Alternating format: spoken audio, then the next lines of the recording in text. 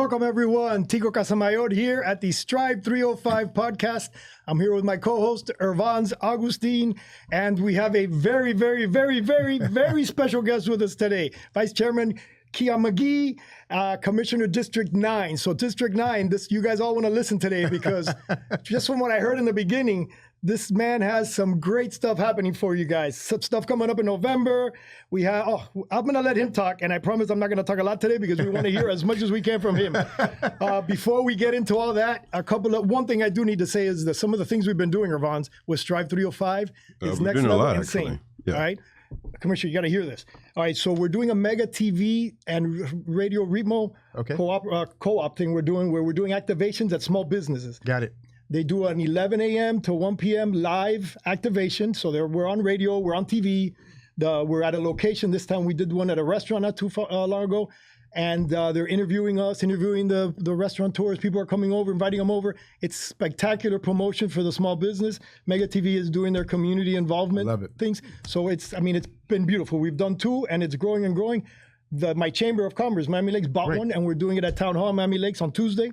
So coming up tomorrow. We're doing it tomorrow. Oh, that's great. We got another. We have them all lined up. You have to see if we do something down south. In your place, I'll send you some information. I'm ready. And we'll do it at one of your small businesses. They're going to love that. So that's been huge. Now we advertise we're doing ribbon cuttings all throughout Dade County for new businesses. Love it. So if you're a new business, you need a ribbon cutting, reach out to the Strive305 team. Go to strive305hub.com. Let us know. We'll ribbon cut. But let's say you've been around 10 years, 20 years, and your business is a successful business and you want some accolades, something we can do proclamation. We did a proclamation for a very big Fanny Himes interior designer the other day. In Little Haiti. Yeah. In Little Haiti, I did it with Manny Sid and I did it myself. A spectacular feeling. If you see the emotions and the people there when they see, and they get their act and for everything they've done for the community, another great thing. So proclamations, ribbon cuttings, reach out to us. That's what we're here. That's what we're here for, is to help. And I'd love to do something in your district. So please. Okay, that's it. Enough of me. I've said enough. I did thank Mayor Levin Cava for the initiative. I thanked Wells Fargo for their investment into this initiative. And now we're going to go to our man, the myth, the legend, my Jason Derulo. He's got his Miami Minute. Oh, wait, I wanted to say another thing that I thought about on the way here. Remember last time we did a podcast, we had... This is what happens when you drink coffee. I know, I told you I can't stop. We have a guy doing that hair shop, a You're haircut really going shop. to talk about hair with... That's exactly what my point is, that we had Graham Miller got a haircut. Obviously, we're not bringing Laz out today because we're no need for haircuts. And me, I hide mine. Okay, that's it. Miami Minute, Rob. Let's do it. One of the things we like to do here is called the Miami Minute to kind of help inform and engage people about things they don't really think about. So welcome to the Miami Minute, bite-sized insights, history, and random Miami facts for your day. Today's Miami Minute is a special one dedicated to District 9 and our guest, Miami-Dade County Commissioner and Vice Chair, is that correct? Yes. Kionne McGhee. We're taking a trip through the heart of South Dade to explore a few of the neighborhoods that make the district rich in culture, history, and pride. Kendall, Redlands, and Palmetto Bay and Cutler Bay are the couple of places that neighborhoods that we're going to spotlight. Our journey begins in Kendall, where the land was first purchased in 1883 by the Florida Land and Mortgage Company and was named after Henry J. B. Kendall, a company director who later made the area his home. In 1914, Kendall had its first post office, and by 1929, its first school, which started the shift from the wilderness to growing suburban community to we know today. Next, we head out to Redlands, based on the region's rich red soil, which is usually perfect for farming. In 1911, William Anderson General Merchandise Store, better known as Anderson's Corner, became a vital hub for the early farming community, and it's later turned into a restaurant, and it earned a spot on the National Register of Historic Places. Even older is the Silver Palm School, which was built in 1904. This first two-story rural schoolhouse in the area is more than a century later, is still standing. Just east is Palmetto Bay, where old Florida elegance meets environmental legacy. The Charles Deering Estate, built between 1900 to 1927, is now a cultural and ecological preserve.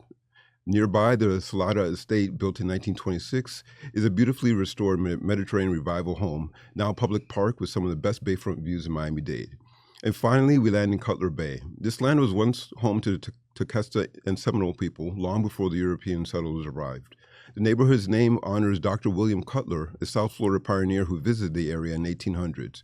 By 1883, Old Cutler Road connected this community to the Coconut Grove, and today it's designated a historic highway, and it still winds through South Dade telling its story.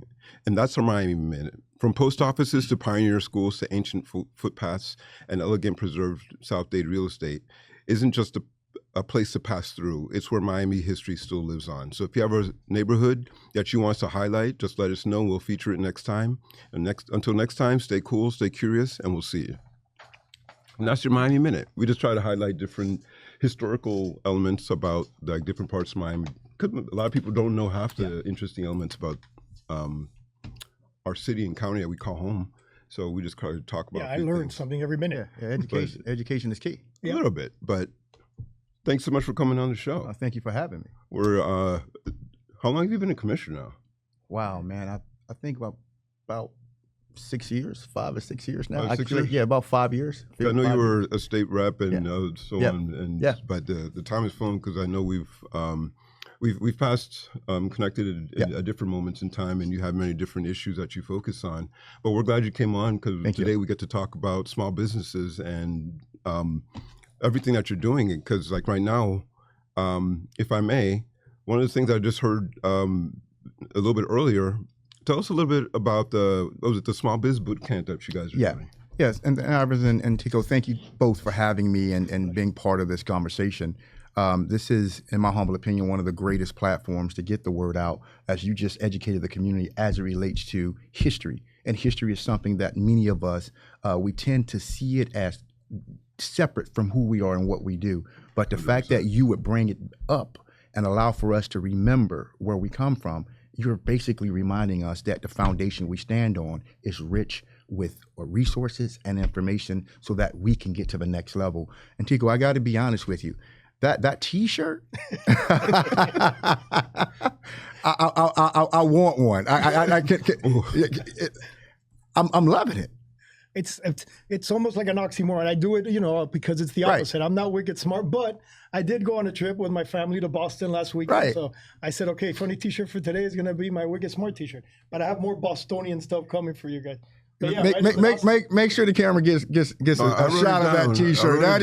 That's one of the best. That's one of the best T-shirts I've seen in a long time. I'm actually gonna get one. I wrote it down. We'll get it. Make sure you get me a medium. Medium. Yeah, medium. Because I want to look as good as you look. Right. Just give me the one where it's like my favorite size. Medium. And that's like an extra large you have on, man. And Irvans gets upset because he's always like, "What are you doing? What are you trying to do?" I go, "I have to keep up with him because as soon as we walk out of the studio, the paparazzi, the girls are all waiting for him outside." Irvans, man, look at him, man. If nobody well, maybe they may get us mixed up when we walk out. So the paparazzi will look at you today. I'll jump in the truck and I'll keep going. We got a lot of similarities going on. Give me the glasses and I'll be your stunt double for a minute. But let me just say, honestly, it's when we're talking about small business, at the end of the day, we're talking about the majority of the people, right? The majority of the businesses in this country are small businesses. And small businesses, they employ almost half of the private sector. Yep. And what I've been able to see in my time in Tallahassee and my time in the commission is that oftentimes they get left out of the equation because people always think that small businesses want handouts, right? Which is not true. If we understand the history of our nation, the history of this county, everything really is built on the backs of small businesses.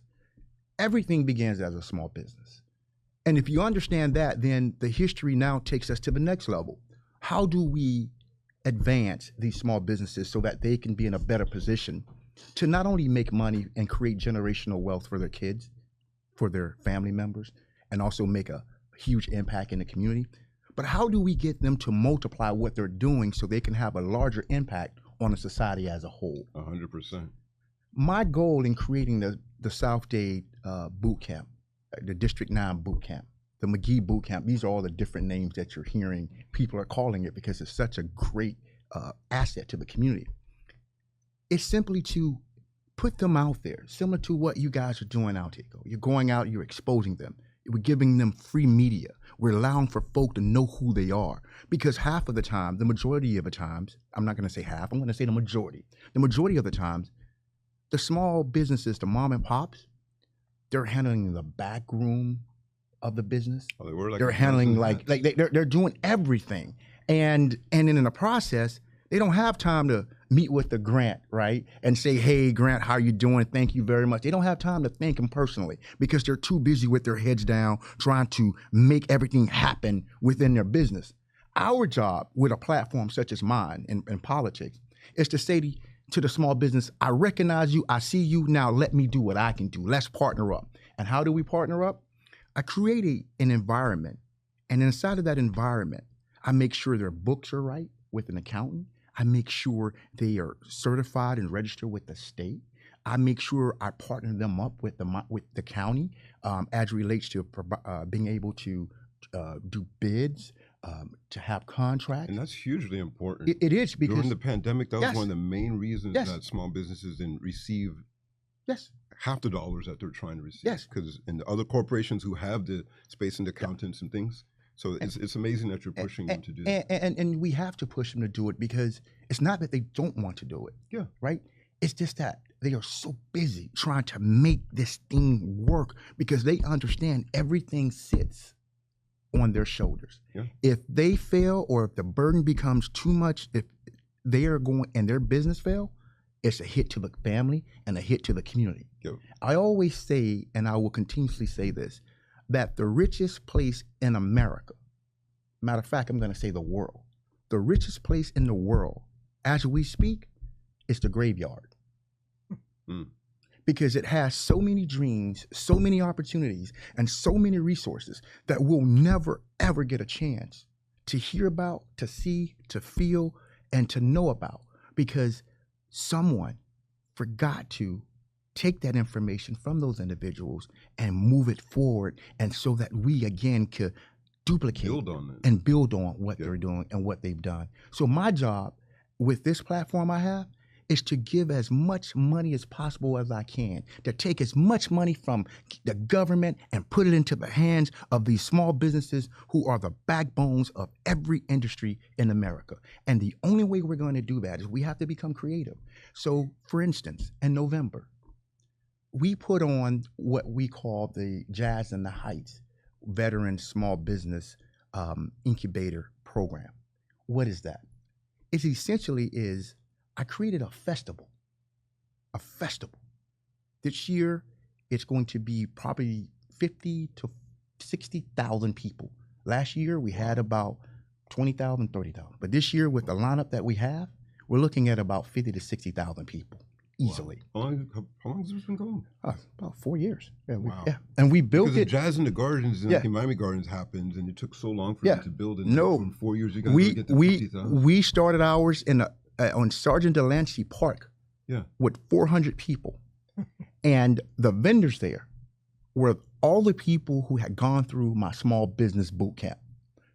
You see where I'm going. You see where I'm going. You see where I'm going. So what I did was, and what I'm currently doing, and what I will always do, I take these small businesses who go through our boot camp. We get them registered with the county and get them registered with the state with their SunBids and all of their tax ID numbers and everything else. We make sure their books are in order. We make sure they have what they need in order to be successful. And then you know what I do, Irvans? I build an environment around them. So when they come and they graduate my program, I then build a festival around them. I don't charge them as vendors to participate. That means every dime, every dollar they make, it goes back into their pockets, which means it stays in the community. And why is that so important? My vendors now, they wait for this one yearly event. Why? Because they know they're going to make enough money at this event to cover them for at least 6 months. All my vendors sell out. And so this year, like we always do, while we're recognizing our veterans and while we're honoring our small businesses who have poured in and given so much, we now are building even stronger entertainment around them, which is geared towards the family because it's a family-free event. And so now that we're doing that, guess what happens? We have room now for even more vendors to be a part of this program. That's amazing. And then like, essentially you help them scale. You set them up and you help build them up. Yeah. And you also, with the boot camp, you're meeting them where they're at as opposed to them coming into. Yeah, it's the ecosystem. Yeah. It's almost biblical. It is. No, it is. It's like it's almost biblical because, again, every great business person I've read about and had the opportunity to meet, Tico, like one, David Stewart, all of them have the principles from the Bible or from some sort of religious sector that they believe in. Something is within them that tells them that this is how to do it. And what I'm doing is no different than what God did with Adam and Eve. He created an ecosystem for them. He basically went in, got everything that needed a place for them to thrive, and create a place for them to thrive. Yeah. And so what I basically did is basically borrow this principle from the Bible. And that's all it is. If we put them in a place to thrive, they will thrive. I've always said it, and I'll say it again. Environments are 99.9% undefeated. Your environment, I don't care how strong you are or how passionate you are about something or how much resources you believe you have to throw at an issue. If your environment is not conducive to growth, not conducive to producing resources that will actually multiply to benefit a community, I don't care how hard you try. The environment is 99.9% undefeated. So my job is to set up the environment where I reverse it, where I set the environment up to say, we're going to be 99.9% undefeated when it comes down to making sure these small businesses make it. That's because really you know and I know, within the first year, quite a few of them fall off. Yeah. By year 3, the 50% of the remaining ones fall off. And by year 7, statistics have shown that the vast majority, over 75% of them, will be gone. Gone. Yeah. And what kind of people are we who have access to resources, to people, similar to what you do with the ribbon cuttings? Mm-hmm. What kind of people are we to sit back and allow for one of our fellow family members or friends or constituents to fail when we could have easily stepped in and served as a pipe fitter? Yeah. What does that say about us? And it's second nature to us. It is. It's easy. It is. And that they don't know because they don't know how easy it is. But it's because, again, a pizza maker can make a pizza. For them, it's easy. If we try to do it, we're going to be like, what? We're going to turn it into mush. And that's our responsibility. But listening to you speak and listening to what you have to say, I'm telling all of District 9, you are blessed. I cannot believe that you have this kind of resource. All you've got to do is reach out because I can tell by the way you're speaking that you're passionate. He actually means it. That he means it. And if somebody asks me, I bend over backwards, I sacrifice, and I'm not even half as good as you are or half as smart as you are. So, I mean, what are we going to do with him? I can't tell District 9 how lucky they are. Can we make him like district everything? Well, I mean, we can definitely put the resources up on the Strive305. No, that's a fact. And the November events too, we're going to get those. And I would like for you all to come out to see what I'm talking about. Like when you see this, Tico, when you see this, it's being duplicated in Houston, Jacksonville, Atlanta, New Orleans. It's being duplicated now. Yes, you mentioned that you're doing something to help the business connect with that. What is that all about? Oh, so you've got to hear about. You see what I mean? Here's another thing that you're not going to believe. Tell us. So since I've been in office, Irvans, I've been able to push over $4.5 million to the small business side for operations. Since I've been in office, also I've been able to capture at least $11 million to go to the small businesses for everything. Wow. Jazz in the Heights has been seen as a blueprint on creating opportunities where opportunities would have been lost or not realized. What we're doing now, based on the conversations I've had with some major philanthropists and major players in the business sector, is that those who go through our small business boot camp, we're now partnering with elected officials in Atlanta, New Orleans, Oh, directly? Like Houston. Yes. Oh, And wow. so now we're going to allow for our small businesses here to be able to work and do business in those areas. Wow, you facilitate that. Yes. Wow. And in November, Wow. we're going to roll out something that is huge. When I say huge, it is a game changer. And everybody who knows me know when I speak, I mean every word, from the vowel sound, from the constant sound, every word, every sound, I mean it. This is a game changer. This is going to allow the small business in District 9 that whether it sells pizza, pencils, or dirt, they're now going to be able to be seen in these areas. And these areas now are going to allow them to come in and participate in that local So you economy. created that pipeline for them to scale to that next level and to be doing, wow. You that's remember amazing. earlier when I used the word pipe fitter? Yes. We're all pipe fitters. You're a pipe fitter. You're a pipe fitter. I'm a pipe fitter. And what's the beautiful thing about a pipe fitter? Every master plumber, if he or she wants to get to the next level and be seen and separated from the group, they have to be a master pipe fitter. And why do I use the word master pipe fitter? It's because you and I both know when we hear the sounds of master plumber or master pipe fitter, we're talking about somebody who has a wrench in his hand or her hand and who understand and who can assess mess, who can understand where the clog is, and who can understand that where the pipe is going to burst. Our job as pipe fitters is to be there for these people and connect them to their next opportunity. Yeah. And to prevent the backlog, to prevent the chaos, to prevent the deprivation of resources, because they are frustrated. And we cannot allow that to happen as people in your position and people in my position. And the key thing that you're pointing out is highlighting, like, sticking with the analogy of the pipe fitter. The word that stuck out to me in everything you said there is the mess. Yeah. Why? Because there's so many other people at multiple levels. Yeah. I don't care what side of the aisle you're on, or politics or anything. Yeah. Many times they avoid the messy part. Yes. They don't want to deal. They want to do the easy stuff. Yes. And then, but everything you're talking about, this is the hard, messy part. Yeah. But this is also where the important. Yeah.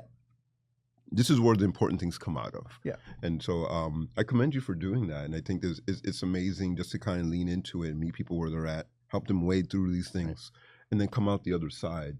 And in the end, it really does help everybody. It improves the entire ecosystem, because we're always so focused many times on getting a unicorn, finding that one. Yeah. Everybody wants that one unicorn billionaire, 10 billionaire. But the reality is like, if we have 83,000 small businesses in Miami-Dade County, if you get 10% of those businesses to get to $1 million, you completely change the ecosystem of your community. Yes. As opposed to just changing one billionaire's life, right? You change several hundred lives, and exponentially. So I commend you for really just kind of leaning into. This is what I call the true triple P, public-private partnership. Yeah. This is what you call a true public-private partnership. But let me say this to you, because I don't want you to leave yourselves out of this equation. We're pipe fitters. Yeah. And in the process of being a pipe fitter, you have a pulpit with microphones and cameras, and you're a personality. And if you combine those things, right, and you do it the right way, you're able to highlight small businesses who otherwise would have thrown the towel in. By you highlighting them, you've just given them hope in places when they thought there was no other hope. Because the one thing we all want before we leave this earth, because we're all going to die, I think. We're all Not Tico. Not Tico, because he's wicked smart. I got a good trainer sitting up there that keeps me in shape. He'll keep my life forever. Because we're all going to die. But you know the one thing that most people want before they die? The one thing. It is, matter of fact, it's the one thing that keeps most people alive. Is that they want to be remembered for something. That's true. They just want to be remembered for something. They don't want to be forgotten. Most people understand that at some point they're ready to. They want to go to a different world or to a different land and start all over, but they don't want to be forgotten. And so when you have your microphone and this table and your cameras and your crew and your ability and your intellect and your relationships, you're helping people not to be forgotten. And that's why they run up to you and they hug you and they hug you and they send you pictures from Italy and France and Greece, because you have shown the world that they matter, they exist. So people want to do things, but they don't want to be forgotten either. And we're giving them an opportunity not to be forgotten. I love that perspective, and I think it is something we don't even think about, but it is. Yeah, it just happened, but we don't realize. Yeah, yeah. That's okay, awesome. I have another announcement to make, even though I said I wasn't going to talk. Yeah, put the camera on me. Okay, number one, am I allowed to say bromance? I have a new bromance with the vice chairman. I love this guy. I told you. I get inspired. I saw the Superman movie and it got me inspired, and I come out and I feel good. You've done that. You've given me that same feeling today just by listening to you speak. Now, I also have an affliction, which old people don't have, so that's how I stay young. Is by I'm connected to my phone and I can't disconnect. Even throughout the podcast, you may have caught me looking at it. Sorry. Mayor Levine Cava wanted to be here. I just got a message. Wanted to be here, but she's at a funeral. That's the only reason she's not. So she was going to come here to say hi and be with us for a little bit with you. Wow. She wanted you to know that. And also Manny Sid sent me a He message. texted you too. He says, I'm probably supposed to tell you this after we're off air, but I don't care. You know me, I don't do things the right way. He says, we're going to partner with you. Let's partner with what he's doing in Strive305. Yeah. So those consider that already done. Let's do it. He doesn't even know we're already doing this, but he gets all the credit. At least you know he's watching. Yeah. Yeah, right. And he's excited about that. So that's how inspiring you are. That I can't even believe. No, I don't believe I've ever gotten a message for. She showed up once by coincidence. She was walking by and jumped in, but she's never sent a message saying that. Oh, I wanted to be there. Please tell him I couldn't make it. Yeah. Because No, for a funeral. I think the name. Look, I'll even do it on. No. We're fine. We know who the person is. Yeah. So look. At the end of the day, we have a really good mayor, and her commitment to small businesses is evident with everything she do and everything she's done. And her administration has shown time and time again that small business, Strive305 and things we do, because Strive305 at its core foundation is the entrepreneurial support, it's the small business support, and it is the relationship building at its core. So that's who she is. And her history is she's a social worker. Yep. Right? And a social worker is simply someone who is a worker for the society. And in being a worker for the society, most people think we have to receive some form of compensation. Well, compensation just doesn't come in the form of money. Compensation comes in the form of creating opportunities for others. That belief that we are here to serve as links. And government and the people for so long have been at odds, not because people don't trust government or not because people don't want a government. It's because the people understand that their voices have not been prioritized by government year in and year out. So when you get people who can bring government and bring the people and somehow bring them to the middle, we're the links. Yeah. You're the links. The mayor's the links. The administration's the link. And if we fail to link them properly, what ends up happening is it's not only a broken chain, but now we are the reason why it never was fixed. Not the reason why it was broken, but the reason why it was never fixed, because it was left in our hands and we made a decision, That's your a responsibility. conscious decision not to own and grab that responsibility. So whether it was broken before we got there or not, at the end of the day, it's our responsibility to make sure it's fixed before we leave. And that is my commitment to Miami-Dade County. I want Miami-Dade County, all 83,000 businesses, to be looked at by the world as the best and second to none. We would never be second to anyone when it comes down to small businesses in Miami-Dade County. Where else can you go? Where else can you go? To the listeners, where else can you go? You get sun, you get beach, you get agriculture, right? You not only do that, but you get the different ethnicities, the different demographics, all inside of a place called Miami-Dade County. We're in between sharks and alligators. Where else can we go? We have the Gulf, the Everglades, we have the Atlantic. Where else can you go? You have Broward that sits north of us. You have the Florida Keys that's south of us. You have Collier County, which is west of us. And we got the Biscayne Bay that's east of us. Where else can we go? We can go 15 minutes from here and head over to the Everglades, or 15 minutes from here and head over to Biscayne Bay. Where else can we go that business opportunities thrive the way they thrive in Miami-Dade County? There's not a single place on earth that can give you the same things that we offer here in Miami-Dade County. And that's why Miami-Dade County has to remain as the beacon of hope for these small businesses and these entrepreneurs. You can definitely count Tico and I in to help promote and support you. I know you have a time limit and constraint, but I was going to say, what's the website? Where can people find out about District 9's Miami-Dade.gov/District 9, right? They can, once they go to Miami-Dade.gov, just scroll down, hit Commissioner Kionne McGhee. I'll be at the top, actually. I think I'm at the top because the chairman and the vice chairman. And then once they hit that, they'll see everything we do. I look forward to seeing them email us any questions at district9@miamidade.gov about our small business boot camp. And let's be absolutely clear. In November, the world will take notice. Not only. I wrote it down right here, November. Not only will we continue to represent and support our veterans, and not only will we continue to help our small businesses, but the world's going to take notice that Miami-Dade County is just not a destination site where you just come and vacation. But it's a place where we want you to come spend your money.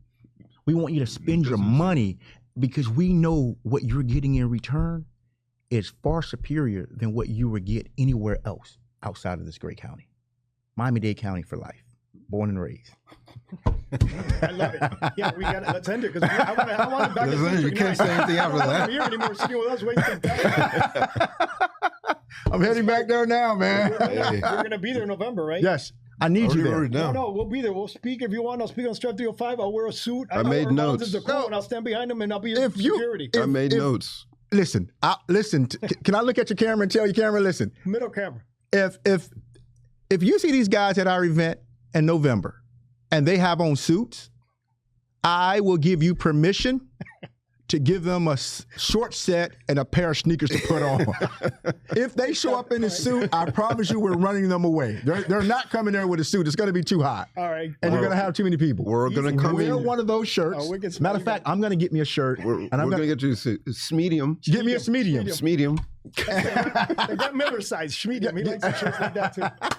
The Grant Miller style shirt. We're way over time. I just thank you, everybody. Thank you. Thank you. I mean, I honestly, from the bottom of my heart, thank you for being here and the inspiration you gave me today. Thank you. You just motivate me to keep going. And thank you, Manny Sid. Thank you, Mary Levine Cava. Thank you, Irvans. Thank you, everybody. That's it. We're out. Count us down, Alex, because we spent too much time here today.